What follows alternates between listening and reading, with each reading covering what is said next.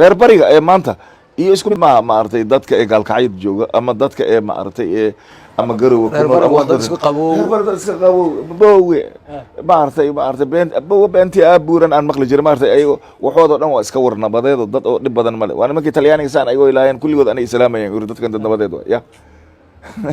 oo qoraxda inaa ka haysa laakiin dhinacan laakiin waxa waaye waa yani salaantooda xataa dagaal way adiga ayagoo hees jacayl qaaday maartay adiga weligaa nin saaxiibka ii sheekay Allah oo naxariista Bashiir Ibrahim wuxuu yiri nimankaas meeshan riwaayadkeena u yiri kooxa soo fuushay wuxuu yiri nin hees jacaylan qaaday aniga kooxdayda intuu yiri waxa la yiri way ku soo dhaw markaas yiri muusikiya la bilaabo markii la tumay markaas uu ninkan asagoo aad moodid inuu ninkan hujum uu qaaday inuu jacaylku qodax yahay aniga ku roogsaday war aniga ku roogsaday kuwi kala gadaashii xiga ku waan kugu la roogsanay on kugu la roogsanay waliba kula roogsanay ayir nimankan waxa la arki jiray nin wax jilcaan oo maartay isjiljilciya oo markuu maartay wax jacaylaan ee asaga uu niyad ee qalbiga maada xagga nabadda iyo dagaalka farqi u dhaxeeyo ma jira inda adeeg waa raasumaal adaaba yani waxaan eerniyo see waay masuurtoobi kana adaaba yaqaan ninkan waa isku dhex tuura ama ha yaqaan ama yuusan aqoonin waa ku qabsaday adeer iga leh inda adeeg waa raasumaal uu ku leeyahay markii asaga uu ku kala jabanay ma artay asaga u taala wuxuu ku leeyahay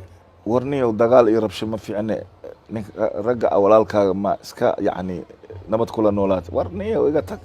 wuxuu ku leeyahay rag ka cabso iyo rabbi ka cabso rag iska dhici rabbi ka cabso meel ma wada gasho bisinko waxaa dhacay waayay maantoo dhan haddii meesha uu fadhiyo iimaanka ma qaba haddii isaga uunan hadlin hal sac ama isaga aanan qaylo iyo muran iyo meesha uusan wax ku raadinin ma aaminsana adoo aamusan ayaa lagu ixtiraamayaa xaqaaga aad helaysaa maxaa saa u yeelsa maxaa kaa qaylisana adan qayrshaan ma qado uu ku leey niman hadlin hooyadii qadisay gashaanti aamus baa lagu meheriyaa tolkaada kuma gabaye afkaaga yuusan ku gabin baa la yiri niman waran ciyaaya loo ciidamayaa baa la yiri nimanan warankaada karin warkaada ma karaa la yiri